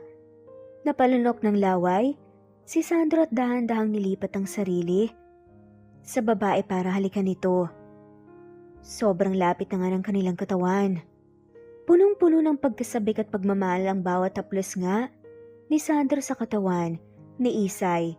Hindi nga maintindihan ni Isay kung bakit ganun na nga lamang kasensitibo ang kanyang pakaramdam dahil sa mga ginagawa ni Sandro. Nakasabay naman itong si Isay sa paghahalikan nga nila at lumalim at bumilis pa nga iyon at naging mas passionate. Punong-puno ng pagkasabik ang bawat kilos ni Sandro kay Isay na mas lalong nagpainit ng katawan ni Isay. Niromansa nga ng lalaki ang leeg nito hanggang sa kanyang pangibaba. Hindi na nga rin napigilan ni Isay ang kanyang sarili at napaungol na nga lamang nang dahil sa nararamdaman. Inihiga ng lalaki si Isay sa sofa at tuluyan na ngang inalis ang pangitaas niya hanggang sa ibabang parte nito. Nung una nahihiya pa nga si Isay na ipakita ang kanyang katawan ngunit pinaghahalik nga ito ng lalaki na parabang sobrang ganda ng kanyang nakikita at nakahinga ng maluwag si Isay. At mas naging confident pa nga sa ginagawa nila. Napasigaw na nga lamang si Isay dahil sa ginagawa nga ng lalaki at nilalaro din ng kamay nito ang kanyang bundok. Habang pinapaulanan ng halik nga ang lalaki sa kanyang katawan, napasinghap ng malakas si Isay nang biglang bumaba ang halik ng lalaki hanggang sa napunta nga sa kanyang pangloob. Napakapit na nga lamang si Isay nang mahigpit sa buhok nga ni Sandro habang sarap naman ito. Nang tuluyan ngang nabasa nga, ay hinubad na nga rin ng lalaking kanyang damit at nanlaki ang mga mata ng babae nang makita nga ang armas nito. Napalunok na nga lamang siya sa kaba. Napangisi na nga lamang itong si Sandro at pumosisyon na nga sa gitna ng hita nito. Kinuha nga nito ang kamay ng babae at nilapag nga sa kanyang katawan. Unti-unti na nga siyang gumalaw at napahiyaw nga ang babae dahil akala niya ay mawawasak na ang kanya dahil sa sobrang sakit ngunit naibsan ng sakit na kanyang nararamdaman dahil sa ginawa nito. Nang nagawa na nga ni Dave, ang sarili ay dahan-dahan ngang gumalaw hanggang sa tumagal nga ang pagsigaw ng babae at tanging naririnig na nga lamang ng lalaki ang pangalan niya. Parang musika nga ang ungol nga nito sa pandinig ni Sandro. Napakabilis at napakalakas na pati ito ay napapasigaw na nga rin at matapos nga may labas. Ay iba't ibang posisyon nga ang kanilang ginawa hanggang sa napagod na nga lamang sila at nakatulog nga Nang gabing yon napaluha si Isay ng maramdaman na naging isa nga ang katawan nila ng kanyang asawa at doon batid niyang naibigay na nga rin niya ang kanyang sarili sa lalaking hindi na nga niya itatanggi na mahal na nga rin niya talaga. Kinabukasan, una ngang nagising si Sandro na siyang napahawak pa sa kaniyang sentido dahil sa sakit ng kaniyang ulo. Napatingin naman siya sa babaeng kaniyang katabi at doon ay nanumbalik sa kaniyang alaala ang nangyari sa kanila. Hinagkan ni Sandro ang noo ni Isay bago napangiti sa kainayos ang kumot nito at bumangon sa kalumabas ng kwarto. Samantala, namutawi naman ang nakakalokong ngisi sa mga labi ni Don Rafael nang makita nga nito ang kaniyang apo na siyang nilapitan niya rin. "Kumusta apo? Nakascore ka ba?" Pilyong tanong nga ni Don Rafael sa kanyang apo. Halos may ibuga naman ni Sandro ang tubig na kanyang iniinom dahil nga sa biglaang pagsulpot nga ng kanyang lolo at sa itinanong nga nito. "What are you saying, lolo?" Asik nga ni Sandro na waring nahihiya. "Bakit, wala bang nangyari? Pero pinainom kita ng alak ah. Hindi ka ba nalasing?" Nagtatakang reaksyon naman ni Don Rafael. Automatic naman ako munot ang noo ni Sandro. "Ano? So alak yung nainom ko kagabi? Kaya naman pala pakiramdam ko lasing ako kagabi dahil sa sakit ng ulo. Sinadya ko yun dahil alam kong mababa ang alcohol tolerance mo. At mas tumatapang ka kapag lasing." Natatawang tugon naman ni Don Rafael. "Kaya naman pala." Anas nga ni Sandro sabay napakamot nga siya ng ulo. "So ano? Wala ba talagang nangyari ha?" Pangusi sa panga ni Don Rafael. Hindi naman nakasagot si Sandro. Sa halip ay namula lang ang buong mukha nito, pati na nga rin ang kanyang mga tenga. "Alam ko na yan. Kapag ganyang namumula ka, nahihiya ka. Ibig sabihin may nangyari sa inyo. Nice, magkakaroon na rin ako sa wakas ng apo sa tuhod." Tuwang-tuwa na reaksyon pa nga ni Don Rafael, handa napapasuntok pa nga sa hangin. "Maaga pa para matuwa ka, lolo. Hindi nga natin sure kung may mabubuo ba eh." Pagbasag naman ni Sandro sa kaligayahan ng kanyang lolo. "Bakit hindi ba ginalingan? Pero kumpiyansa ako na makakabuo kayo kaagad. Kami nga ng lola mo isang beses pa lang na may nangyari sa amin noon. Nabuo na kaagad namin ang daddy mo. At ganun din ang daddy mo, nabuo ka rin nila kaagad ng mommy mo sa unang beses na may nangyari sa kanila. Kaya tiyak akong ganun din ang mangyayari ngayon. Mukhang kailangan ko ng maghanda dahil madadagdagan na ulit ang isa pang anghel sa pamilya natin." Malapad ang ngiting sabi nga ni Don Rafael at napailing-iling na nga lamang si Sandro habang natatawa. Sa kwarto ay nagising na rin si Isay at wala na nga sa tabi niya ang kaniyang asawa. Sinilip naman niya ang kaniyang katawan na siyang natatakpan ng kumot at napahawak din siya sa kaniyang mga labi. Muli rin niyang naalala kung paano siya sinabihan ni Sandro ng "I love you." Dahilan kaya lumitaw ang isang kinikilig na ngiti sa kaniyang mukha. Masaya nga si Isay dahil mahal na rin pala siya ng lalaking iniibig na rin niya. Ayaw na niyang malaman kung kailan nagsimula, basta masaya siya dahil hindi niya lubos na inakala na mahuhulog din pala ang loob nilang dalawa sa isa't isa. Matapos ngang maligo ni Isay, ay lumabas na rin siya ng kwarto at hinanap niya ang kaniyang asawa na siyang natagpuan niya na kasalukuyang nakahiga sa sofa at natutulog. Nilapitan naman niya ito at tinitigan. Mukhang napagod siya sa ginawa niyo kagabi. Kaya yan, natulog ulit. Biglang komento naman ni Don Rafael. Bilang biro na nga siyang ikinagulat nga at ikinapula ng mga pisngi ni Isay. "Anyway, salamat kasi pinakasalan mo ang apo ko at hindi ka naghalinlangan. Ngayon wala na akong iisipin pa at hindi na rin ako mangangamba. At matatakot na mawala sa mundo dahil panatag na akong may makakasama na siya." Dagdag na sabi pa nga ni Don Rafael. Lumingo naman si Isay sa matanda. "Huwag niyo pong sabihin yan, bata pa po kayo at malakas pa. Isa pa po, kailangan pa po kayo ni Sandro sa tabi niya." "Oo naman, Iha. Hindi ko pa naman talaga kayang iwan ang apo ko. Saka hindi pa talaga ako pwedeng mawala hanggat hindi pa kayo nagkakaroon ng anak na magiging tagapagmana niya rin. Sabi naman ni Don Rafael at tumawa sa kalumisan. Naiwan namang pulang-pula ang mukha ni Isay dahil sa mga sinambit ng matanda at akmang hahakbang na sana siya paalis nang matigilan nga siya dahil biglang may humawak sa kamay niya at nang lumingon siya sa lalaking nakahiga at natutulog sa sofa, nakamulat na ang mga mata nito at nakatingin na sa kanya. Don't leave me.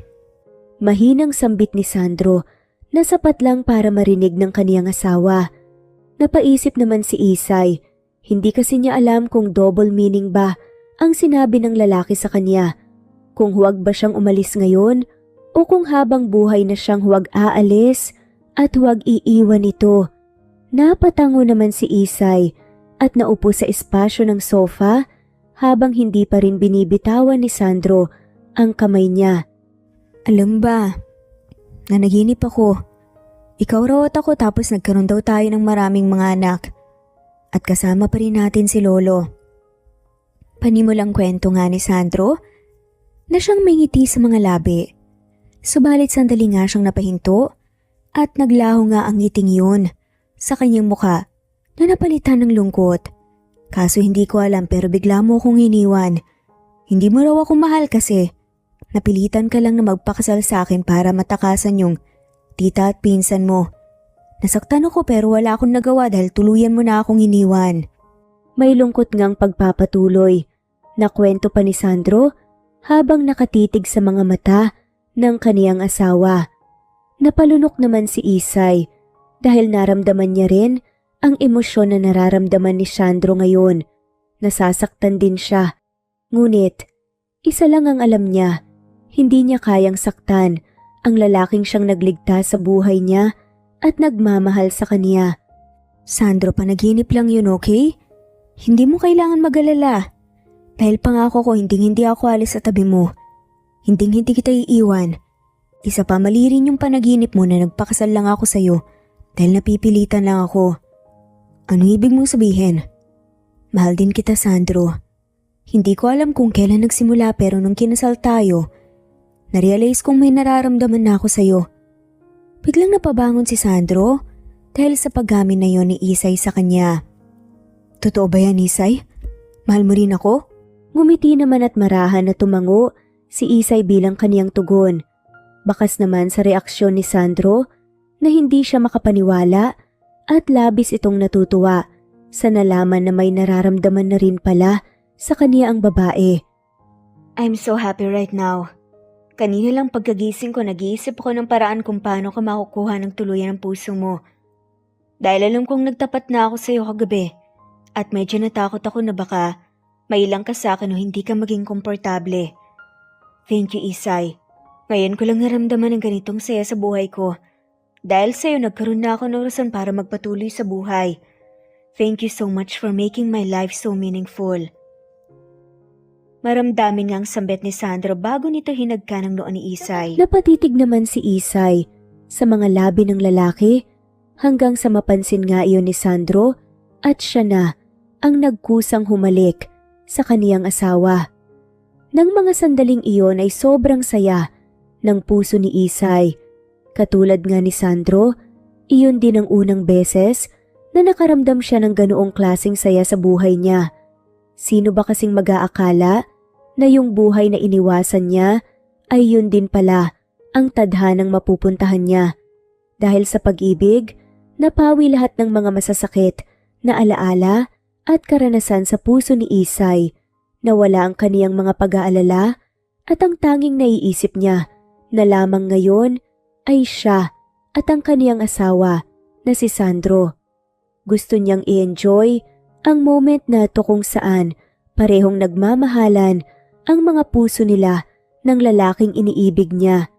At ang nasa isip nga rin ni Isay ng pagkakataon na iyon ay sana hindi na matapos pa ang mga sandaling iyon na masaya siya at walang kahit anumang inaalala.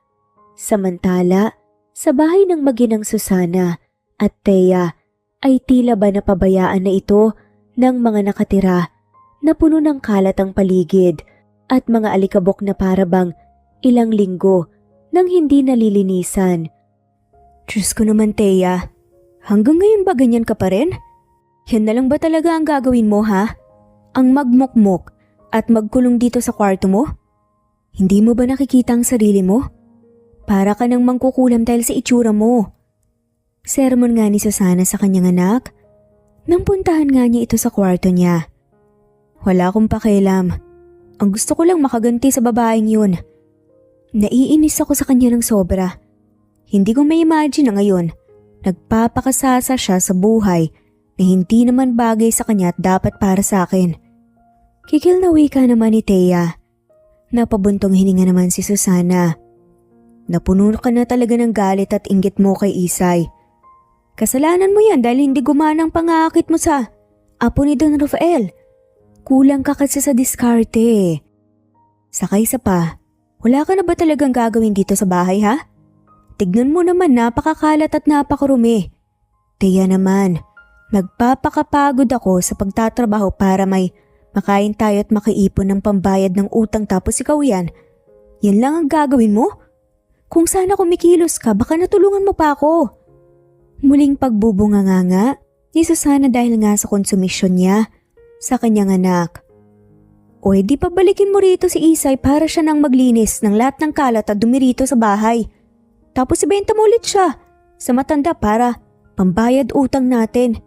E di tapos sana ang problema natin. Katwira naman ni Thea. Wala ka talagang kwenta kahit kailan.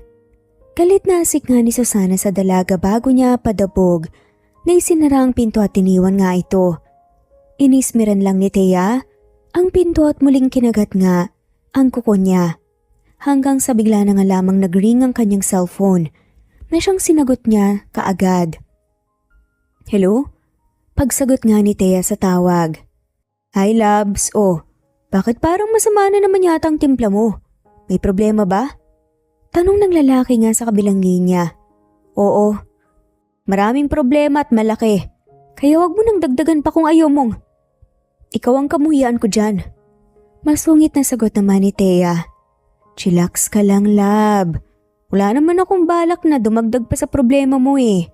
Pero ano ba yung problema mo? At baka may maitulong ako. Biglang alok naman ng lalaki dahilan kaya biglang napaisip nga si Thea.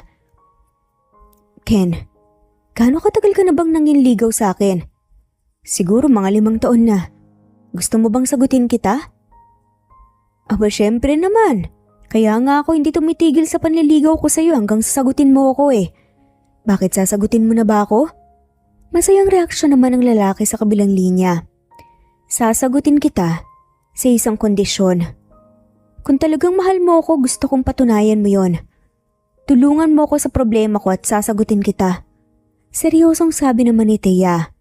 Sure, kahit ano pa yan, handa akong gawin para sa'yo. Kahit pumatay pa ako ng tao, gagawin ko, mapasagot lang kita. Lumitaw nga ang may balak na ngisi sa mga labi ni Thea nang marinig niya ang sagot ng lalaki. Kasalukuyan ngang nagdidilig ng mga halaman si Isay nang bigla siyang makarinig ng doorbell. At dahil naka-day off ang lahat ng guard at mga katulong nila, kaya siya na ang nagtungo sa gate para puntahan kung sino ang nag-doorbell. Automatic ngang namutawi ang pagkagulat at pagtataka sa mukha ni Isay nang makita niya ang lalaking nasa labas ng gate. Ken, anong ginagawa mo dito? Saka paano mo nalaman na nandito ako? Tanong nga ni Isay sa lalaki. May nagsabi lang sa akin na nandito ka. Sagot naman ni Ken kung saan pinagmasdan pa nga nito ang mansyon. Nagpunta ka ba rito para tanungin ako tungkol sa pinsan kong si Thea? Bakit wala ba siya sa bahay? Pangusisa pa nga ni Isay. Ang totoo niyan, ikaw talaga ang ipinunta ko rito. Tugon ni Ken kung saan unti-unting namatawi ang ngisi sa gilid ng labi nga nito. Napalunok naman si Isay dulot ng kaba. Lalo na nang makita nga niya ang kulay itim na van na nakaparada malapit sa kanila. Anong ibig mong sabihin? Kinakabahan ngang tanong ni Isay. Sorry Isay, mabuting tao ka. Pero kailangan ko kasing gawin to dahil sobrang mahal ko ang pinsan mo. Sabi nga ni Ken, dahilan kaya unti-unti ngang humakbang paatras si Isay. Please Ken, kung ano man yung balak mo, huwag mo nang gawin. Huwag kang makinig kay Taya dahil sisirain ka lang niya. Sisirain lang niya ang buhay mo. Sabi naman ni Isay sa lalaki para nga kumpinsin nitong huwag na ngang ituloy kung ano man ang binabalak nitong masama sa kanya. Ngunit tila ba ayaw nga ang pakontrol ni Ken dahil humakbang na nga ito palapit kay Isay. Sandro, tulungan mo ako! Kaagad ngang sigaw ni Isay para humingi ng tulong sa kaniyang asawa na siyang nasa loob ng bahay. Ngunit kaagad na naglabas ng panyo si Ken at itinakip iyon sa bibig at ilong ni Isay. Dahilan kaya nawalan ito ng malay kung saan kaagad niya itong kinarga at mabilis na naipasok sa loob ng itim na van. Nang tumakbo naman si Sandro palabas, naabutan na lamang niya ang nakabukas na gate at ang papalayo na van kung saan lula ng kaniyang walang malay na asawa. Dali-dali namang tumakbo si Sandro patungo sa kotse niya at pinaharurot iyon para nga habulin ng van. Makalipas ang ilang minuto ay unti-unting nagkaroon ng ulirat si Isay at natagpuan na lamang niya ang kaniyang sarili na nakatali na ang kaniyang mga kamay at mga paa habang siya ay nasa sahig ng isang madilim na kwarto. Tulong! Tulungan niyo ako! Sigaw nga ni Isay. Napuno ng takot ang kaniyang sistema habang pilit siyang kumakawala sa nakatali sa kaniyang mga paa at kamay. Ilang sandali pa, bigla siyang nakarinig ng pagbukas ng pinto at biglaw nagliwanag ang buong kwarto nang bumukas ang ilaw. Bumungad naman sa kaniya ang isang pamilyar na lalaki na siyang kumuha sa kaniya. Ken, please, parang awa mo na. Pakawalan mo na ako. Huwag mong gawin to, hindi ka naman masamang tao eh. Pagsusumama nga kaagad ni Isay sa lalaki. Nagiwas naman ang tingin ng lalaki. Pasensya ka na Isay. Hindi naman kita papatayin eh. Pero kailangan lang kitang parusahan dahil yun ang utos ni Thea. Ito lang ang tanging paraan para sagutin niya ako. Sabi nga ni Ken. Napaluha naman si Isay sa narinig. Hindi niya lubos maisip na sukdulan ang kasamaan ng kaniyang pinsan para gawin ang ganitong bagay sa kaniya at nawala nga ang katiting na pag-asang meron siya na kahit papaano ay may natitira pang awa at pagmamahal sa kaniya ang tinuturing niyang pamilya. Ngunit napagtanto niyang wala pala talagang pagmamahal ang mga ito sa kaniya kaya naman mas lalo siyang nasasaktan sa katotohanan iyon. Talaga bang handa kang gumawa ng masamang bagay na pwede mong pagsisihan? Para lang kay Thea? Pagkausap nga ni Isay sa lalaki na tila ba pagod na ang boses. Ganun ko siya kamahal. Mabilis na sagot naman ng lalaki. Sa tingin mo ba? Pagkatapos nito talagang sasagutin ka niya? Ken, hindi mo alam kung anong klaseng taong babaeng minamahal mo. Sa tagal mong manaliligaw sa kanya, ni minsan hindi niya na-appreciate yon. Saksi ako sa mga masasamang sinasabi niya sa'yo. At kahit kailan hindi siya papayag na pumasok ka sa buhay niya. Pahayag pa nga ni Isay. Sinungaling. Huwag kang magsalita ng ganyan patungkol sa kanya. Pagbabanta naman ni Ken na siyang hindi natuwa sa mga sinabi ni Isay. Dahil sa takot ay mas pinili na lamang ni Isay na manahimik habang patuloy na dumadaloy ang mga luha sa kaniyang pisngi at umaasang may darating na tulong para sa kaniya. Hanggang sa wala pang ilang minuto napansin niya ang isang lalaking dahan-dahan na pumapasok sa pinto. Nagtama ang mga mata nilang dalawa ng asawa niyang si Sandro, ngunit kaagad siya nitong sininyasan na huwag itong mag-iingay at magpahalata. Napalunok naman si Isay at napansin nga rin niya ang hawak na kahoy ng kaniyang asawa. At wala pang ilang segundo, bigla na lamang natumba sa sahig si Ken gawa ng malakas na paghampas ni Sandro ng kahoy sa ulo nito. Sandro, tulungan mo ako! Naluluhan na ang paghingi ng tulong ni Isay at nangihina na nga sa kanyang asawa na siyang kagad namang lumapit sa kanya. Ayos ka lang ba ha? Sinaktan ka ba nila? Puno ng pag-aalalang tanong naman ni Sandro at chinek nga ang katawan ni Isay. Umiling-iling naman si Isay habang patuloy pa rin ang kaniyang pagluha, dulot ng takot na kaniyang nararamdaman. Kaagad namang kinalas ni Sandro ang tali sa mga paa ni Isay na siyang tagumpay niya namang nagawa, at noong ang mga kamay na ni Isay ang siyang tatanggalan niya ng tali, ay siya namang pagbangon ni Ken sabay kinuha ang kahoy na ginamit ni Sandro sa kanya, at bilang ganti ay hinampas niya rin ng malakas si Sandro dahilan kaya nawalan din ito ng malay. Nanlaki ang mga mata ni Isay sa pagkagulat at halong pag-aalala at takot. Ken, wag mo siyang saktan. Sigaw nga ng isang babaeng siyang biglang pumasok kaya napunta nga sa kanya ang atensyon nila Ken at Isay. Nababaliw ka na ba, Ken? Sinabi kong si Isay lang saktan mo, wala lang iba. Buliw pa nga ni Thea sa lalaki. Kumunot naman ang noon ni Ken. Bakit sobra ka naman natang mag-alala sa lalaking yan? Alam mo bang ako ang una niyang sinaktan, ha? Gumanti lang ako. Pagrarason naman ni Ken. Wala ka talagang kwenta, Ken. Singal nga ni Thea sa lalaki sabay nilapitan ng walang malay na si Sandro. Huwag mo siyang lalapitan. Huwag mo siyang hawakan. Pagpigil naman ni Isay lalo pa't wala siyang magawa dahil patuloy pa rin nakatali ang mga kamay niya. Masamang tingin naman ang pinukol sa kanya ni Thea. Kasalanan mo tong lahat na babae ka. Mga agaw ka. Inagaw mo ang buhay pati na nga rin ng lalaking dapat para sa akin. Pero ngayon babawiin ko ng lahat. Madi na sabi naman ni Thea. Ano? Tama bang narinig ko? Teka, ano to Thea? Ang akala ko ba pagkatapos ito sasagutin mo na ako?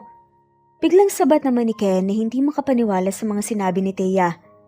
Sinabi ko na sa'yo, Ken, hindi ka niya nagustuhan kailanman.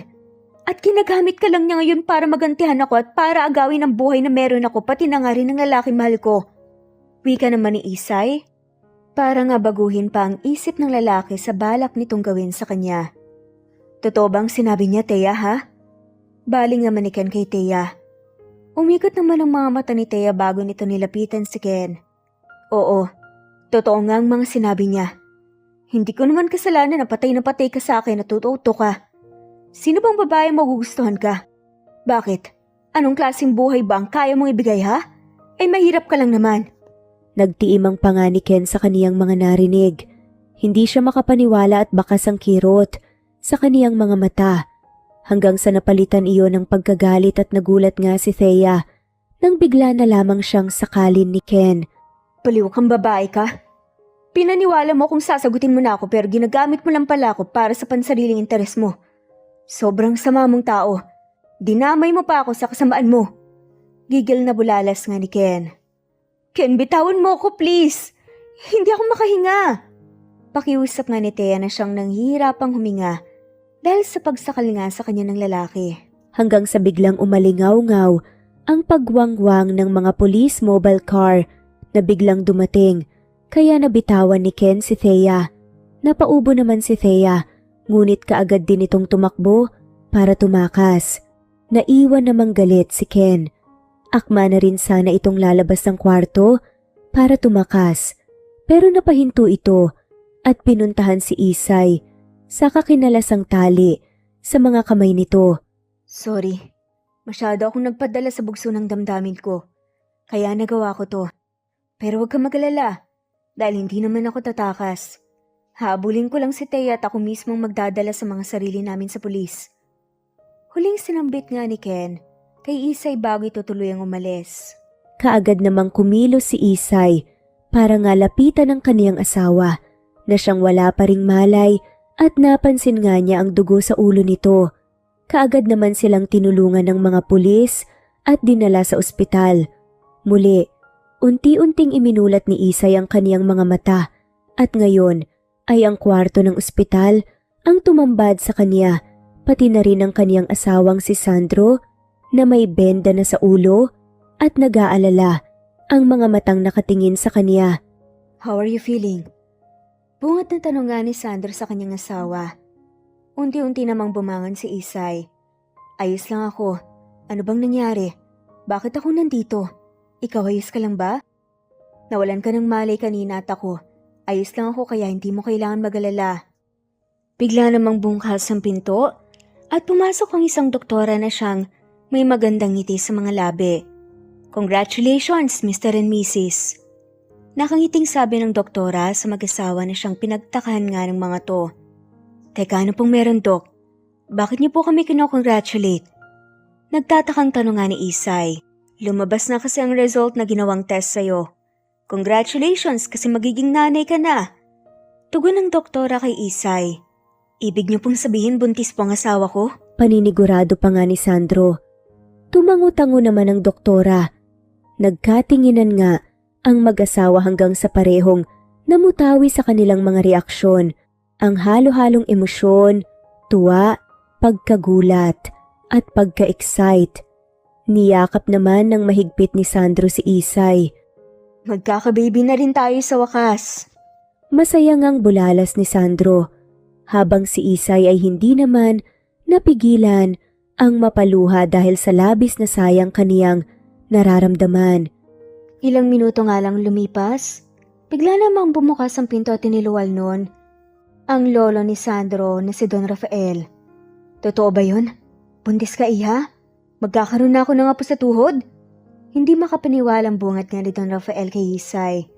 Totoo po yan, magkakaanak na nga po kami ni Isay. Si Sandro naman ang sumagot.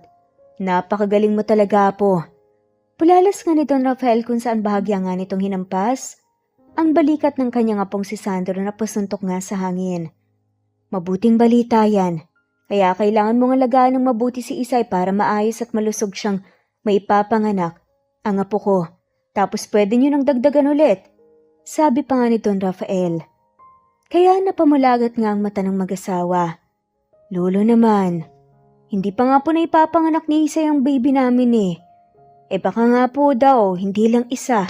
Kundi 3 pa ang magiging anak namin. Gusto niyo pang masundan ka agad? Reaksyon nga ni Sandro na bahagyang nahiya nga at napakamot sa batok. Siyempre naman, mas marami mas masaya. Isa pa, dadami ang angkan natin kaya siguraduhin yung dadamihan yung mga anak nyo. Hirit pa nga ni Don Rafael.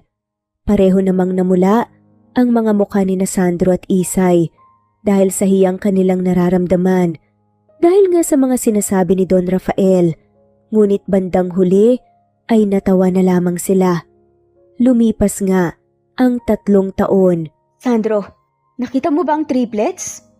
Tawag nga ni Isay sa kanyang asawa habang hawak nga niya ang kanyang tiyan at dahan-dahang umupo sa sofa. Kaagad naman lumapit sa kanya si Sandro. Kalaro sila ni Lolo, may kailangan ka ba? Sabihin mo lang sa akin, huwag ka masyadong magkikilos at baka mapano ka. Malapit ka ng mga anak at lalo na, lagot ako kay Lolo kapag pinabayaan kita. Malambing ang boses, nasabi naman ni Sandro sa kaniyang asawa. Unang naging anak nga nila ay lalaki na siyang ginawa nilang junior. At ngayon nga ay buntis si Isay kung saan kabuwanan na rin nito. Kaya naman todo ang pag-aalaga ni Sandro sa kaniyang asawa. Alam mo Sandro, excited na ulit akong manganak. Hindi ko akalain na ganito pala kasaya ang maging isang magulang. Wika naman ni Isay na may ngiti sa mga labi. Ako rin excited na ako, pero nag-aalala ako para sa'yo sa tuwing nanganganak ka. Isay, kung sakaling ayaw mo na, sabihin mo lang sa akin, marami naman na tayong anak. Ako nang bahalang mag-explain kay Lolo, hindi mo naman natin kailangan sundin ang sinabi niya na maganak ng marami. Sadama ni Sandro. Ano ka ba? Okay lang naman sa akin eh. Isa pa, noon pa naman pangarap ko na talagang magkaroon ng maraming anak. Dahil hindi ko naranasan na magkaroon ng mga kapatid dahil maaga akong naulila sa mga magulang. At sa tingin ko mas masaya kung may mga kapatid ka. Ayoko naman na malungkot at maging mag-isa ang anak natin kung sakali. Kaya gusto ko rin talaga na marami tayong anak. 1 dosena pa nga eh. Paliwanag naman ni Isay. Basta ba kaya mo pero hindi mo kailangan pilitin. Dahil alam kong hindi ganun kadaling manganak. Usal nga ni Sandro. Alam mo Sandro, hindi ako nagsisisi na nagpakasal ako sa'yo. Hindi ko akalain na magpakasal pala sa'yo ang siyang magiging daan para mas sumaya ako sa buhay. Salamat kasi niligtas mo ko mula sa karahasan. Salamat kasi minahal mo ko tinalagaan. Mahal kita sobra. Thank you rin Isay. Kasi dumating ka sa buhay ko, gagawin kong lahat para paligayahin ka at para mas maging mabuting asawa pa ako para sa'yo. Hinding-hindi kita sasaktan at sisiguraduhin kong hindi mo na ulit mararanasan pa lahat ng masasakit na alaala sa nakaraan. Ipagtatanggol kita sa lahat ng mga taong babalakin. Nagawan ka ng masama. Aalagaan kita. Aalagaan ko kayo ng mga anak natin. Hindi rin ako nagsisisi na ikaw ang babaeng pinakasalan ko. At kahit sa mga susunod pa nating buhay, ikaw at ikaw pa rin ang pipiliin ko. Mahal na mahal kita, Isay. Higit pa sa buhay ko. Napangiti nga silang pareho at hinagkan ni Sandro ang noo ni Isay bago niya sinakop ang mga labi ng kaniyang asawa. Hindi naman din nagtagal ay naisilang na rin ni Isay ang kanilang pangalawang anak. Hanggang sa nasundan pa nga ng nasundan, hanggang sa maging 5, 6, at umabot nga ng 7 ang kanilang mga anak. Kaya naman lalong mas sumaya ang kanilang pamilya. Ang buhay ay hindi mo talaga masasabi. May mga bagay na hindi mo makokontrol. May mga bagay na akala mo ay hindi makabubuti, ngunit iyon pala ay siyang magiging daan at sagot sa buhay na masaya at maayos para sa iyo. Kaya huwag matakot na sumabay sa agos ng buhay dahil hindi mo alam iyon na pala ang daan upang maligayang puso ay iyong makamtan.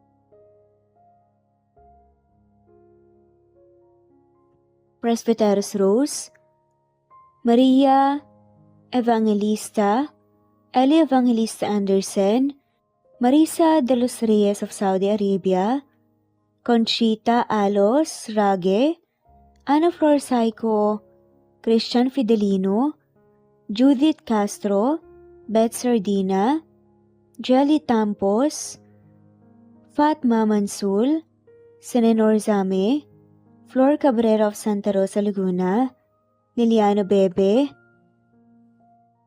Ostonalito Elvi Candontol, Eli, Romana Gorospe, Marilyn Sasaki of Japan, Flordet, Elizabeth, Tena, Rad TV of Hong Kong, Jean the Best of UK, Nizar Sams, Annie Hoson, Eli Bitasolo, Marilyn San Jose, Imelda Fortes of Calamba City, Violeta Irgarin of Kamsur, Flordet, Jessica Vargas, Jingjing, Rosa Franca Abelian of Cebu, Wendy Goth of Japan, Teresita Schmid, Theodora Gamit, Rebecca Tezuka of Japan, Nori, Baylin, Margie Angon of Maragondon, Batang Ibunan, Marilu Gulmatico,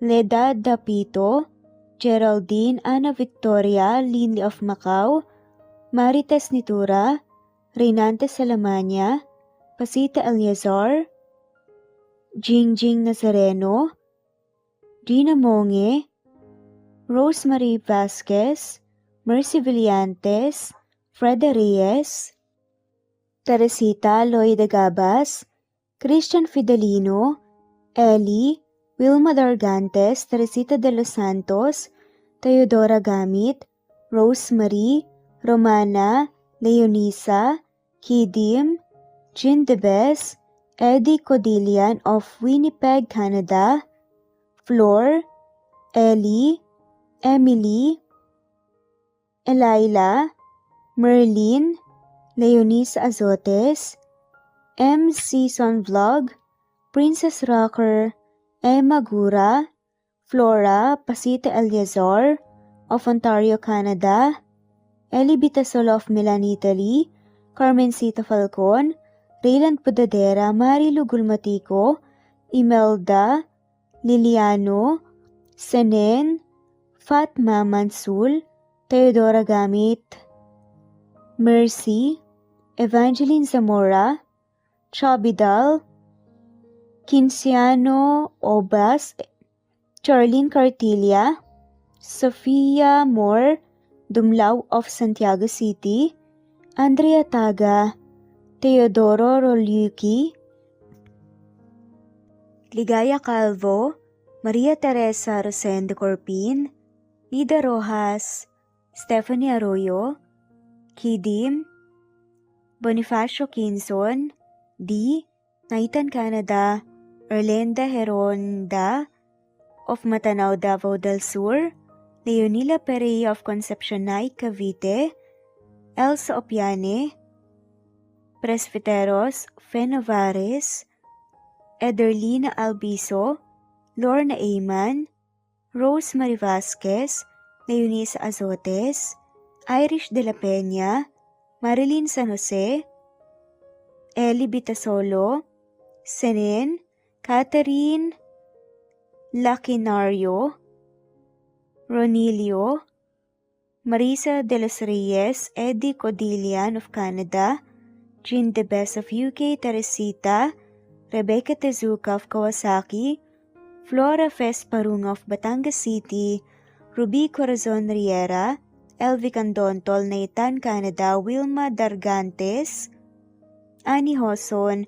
Romana, Flor, Teodora Gamit, Nizer Sams, Emily Borak, Evangeline, Yana Binyon, Kimberly Ann Kempis, Teodora Gamit, Merlilyn Carmen Calunod, Christy Cabrera, Edralina Gatyoan, Nori, Teresita Schmid, Liliano Bebe, Rosalinda, Isidro, Leonora Pandakila, Mary Jean Malunes, Maria Anita Saltarin, Marlene Bosico, Pasita Eliazar, Celia Harabejo, Lovely Angel, Maria Elena Barosa, Chari Patata, Susan Melinda Gelit, Gloria Lucas of Poblacion Norte, Licab, Nueva Ecija, Francis Pilapil from Binganonan, Rizal, Ruby Corazon, Chabidal, Mary Joy Sabaresa, Lebuna Arnel, Angie, Reder, Kinciano Ebas, Lucia Baldo, Ara Adhani, Yamasuka, Evangeline Bautista, Mary Joy, Rodrigo Valerio of Balanga City, Bataan, Rosal, Rosalie, Ana Flor Saico, Carlo Gayorgor, Jelly Tampos, Rosemary Vasquez Presbiteros Rose, Eli Evangelista Anderson, Fe Navares, Ostonalito Catherine, Ara Adhani, Jean Debes of UK, Lily Sales, Rose Mebukadon of Saudi Arabia, Ellie, Liliano Bebe of Italy, Lily, Loida Gabas, Ellen Cervantes of Malolo City, Bulacan, Evangeline Zamora, Jennifer Odias of Claveria, Miss Oriental, Nori, Annalyn Divina Gracia, Merlilyn Linley, Nora Balias of Siargao Island, Meding, Elvi Candontol, Wilma Dargantes, Helen Murillo, Ara Adhani, Carmencita Falcon, Ederlina Albiso, Florence De Leon, Rebecca Tezuka, Annie Hoson, Matea Ejes, Nancy Navarra, Teresita Schmid, Mercedita San Jose of Antipolo City, Princess Rocker, Marilu Gulmatico, Ana Victoria, Imelda Forteza of Calamba City, Jan Lulete, Batang Ibunan, Pinay, Elsa Kimura, Fatima, Ellie Ramirez of Caloocan, Liliano, Saida, Flordet, Helen Murillo, Jelly Tampos, Senen Orzame, Elaila, Leonisa Azotes of Bacolod City, Pasita Eliazar, Romana Gorospe, Flor Cabrera of Laguna, Carmencita Falcon, Ronilio, Conchita Alcos, Rosemary Vasquez, Eli Bitasolo of Milan, Italy, Marilyn San Jose, Fe Navarez, Annie Hoson, Evangeline Zamora, Imelda Taay, Charlene Cartilla, Julieta Hermosura, Elvi Candontol, Teresita Schmid, Marilyn Sasaki, Christina, Jessica Vargas, Christian Fidelino, Marie Cristal Hilario, Elsa Opiane, Princess Rocker of Riyadh, KSA, Marisa de los Reyes, Merlilyn, Juliet Panlilio, Daisy Blaza, Susan of France, Mercy Villantes, Renalyn Obenza, Wilma Dargantes, Not Green Fox, Carmelita Mendoza, Marilyn Babula, Berry, Liliano Bebe, Presbyteros Rose, Medel Talon, Jane, Lani Pardillo, Marlene Kayanan, Leonisa Azotes, D. Marie Ramos, Araceli Lilio Saria, Miras Channel, Raquel Epe, Gina Tutor, Jane, Hartley, Sunshine Sotalbo, Maricel Cabigon, Merlin Baroza, Gina Marayo, Merlin Rodel Obejero, Hans, Cecilia Comoda, Tahani Vlog, Merlin, Kuya Atok, Maria Merly Brogada, Marilu Cabantak, Filipina, Eileen, Mercedita San Jose, Lovina Galang, Lilian, Teresita de Jesus, Monina Aviles, Yula Pedrona, Romana Gorospe, Rosemary Vasquez, Marley Lazaraga, Leonisa Azotes, Jocelyn Tancinco, Estelita Mahia, Ding Lege,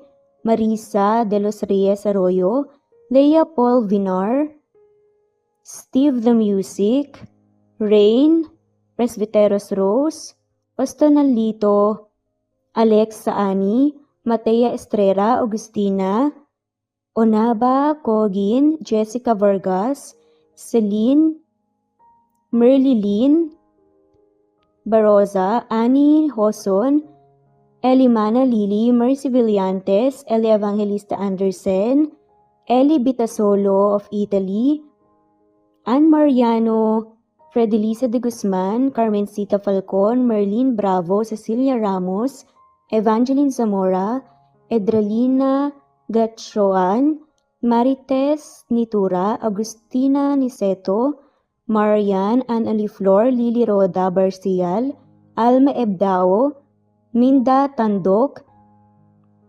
Flores, Melinda Sano, Thelma Mora, Juliet Panlilio, Edna, Elvi, Delia, Fenavares, Sally Lariano, London Villas, Danica Selga, Lani Pardillo, Teresita Schmid, Charlie, Nora Bell Evans, Roger, Lloyd Dasalon, Bella, Nelly Ortiz, Mary Rose Carillo Jesusa, Enday Samante, Enday Lebra, Yolanda Tejida, Honey Villasenor, Tessie, Marichan, Ann Mariano, Wilma Guzman, Gabrielio, Liu, Maria Rica Natividad, Nelani Juan, Anita Hernando, Teresita Arevalo,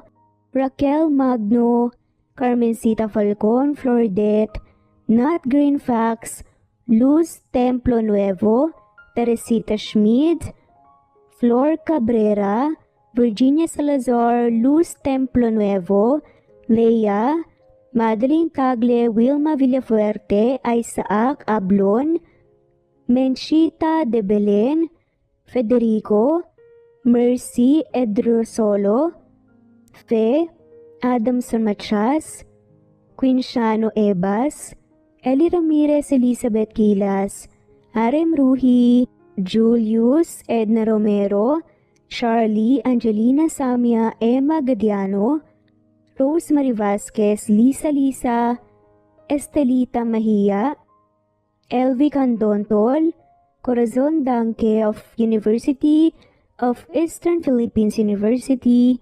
Teresita, Neil Bacolor, Evangeline Zamora, Charlie Jane Clemente, Susan Upaga, Susan Rodrigo, Fred de Liza de Guzman, Juby Hernandez, Helen Murillo, Edarlina Fahil, Rosie, Juliet Caday, Kuya Atok, Betty Losnong, Crescen, Susana, Tessie Rumbawa, Lovina Galang, Aida Jurado, Emily Kinlog, Mirna Hamero, Liz Berito, Gabrielio, Juan Spotify, Imelda Fortes of Columbus City, Larry Malapaya, Dance, Remy's Life Official, Naitan Canada, Lisa, Eli Evangelista Anderson, Rosemary Vasquez, Charlene Cartilla, Nat Greenfax, Wilma Oliveros, Jennifer from Singapore, Ederlina Albiso, Lloyd Dagabas, Rad TV of Hong Kong, Presbyteros Rose Ostanalito, Eli Evangelista Anderson, Jalen Baro,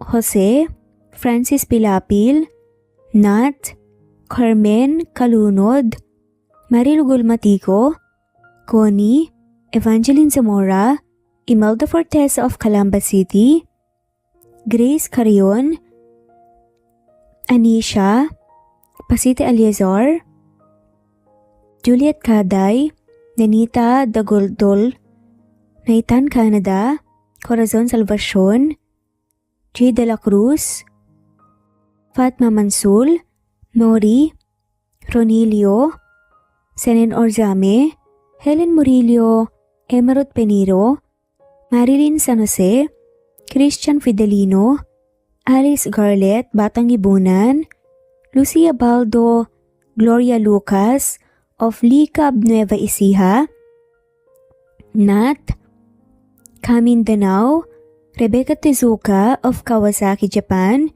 Elvi Candontol, Annie Hoson, Marie Cristal Hilario, Lloyd Danankil, Merlilyn, Fe Navares, Jelly Tampos, Chubby Doll, Charlene Naton of Bog City, Cebu, Ana Victorina, Ann Mariano, Teresita Schmid, Liliano Bebe, of Rome, Italy, Marisa de los Reyes Arroyo, Eli Bitasolo, Kidim Tess, Kinshano Ebas, Maria Elena Barosa, Nora Bell, Sevan, Nathan, Lilia of Macau, Carmencita Falcon, Geraldine de Jesus, Annalyn Divina Gracia, Adorias, Aradhani, Vilma Lukban, Remedios Solmantil,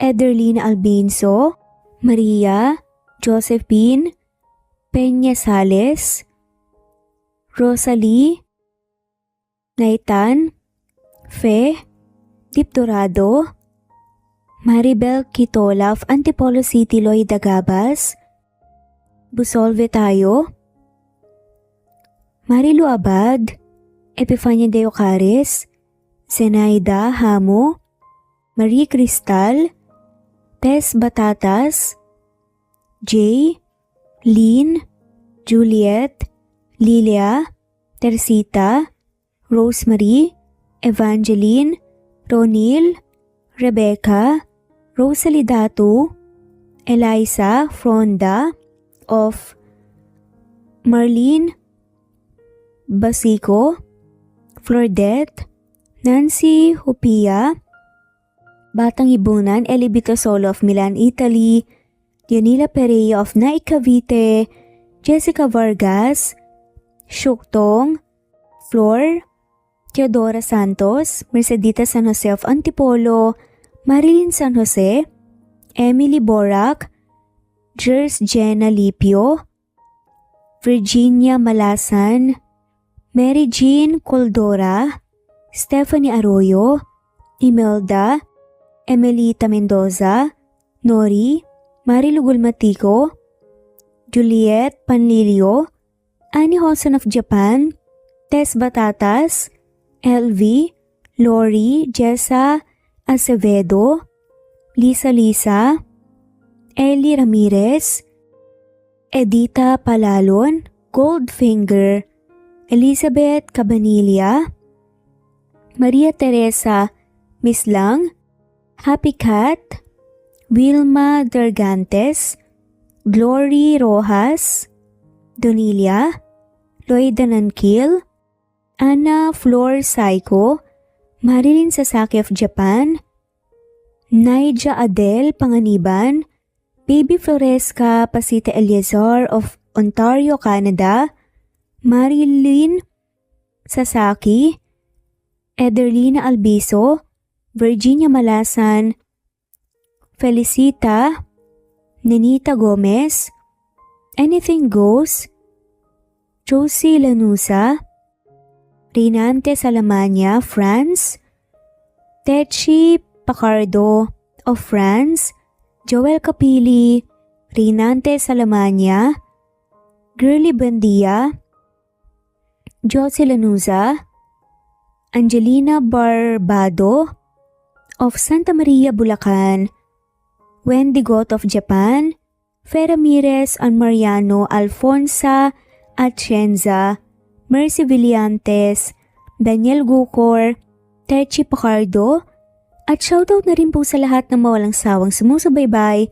Maraming salamat po. Kung gusto niyo pong ma-shoutout, sa susunod nating video ay comment lamang po ang inyong pangalan at kung diktigasan po kayo. Muli ito ang Cat Amazing Stories PH. Thanks for listening at God bless po sa ating lahat.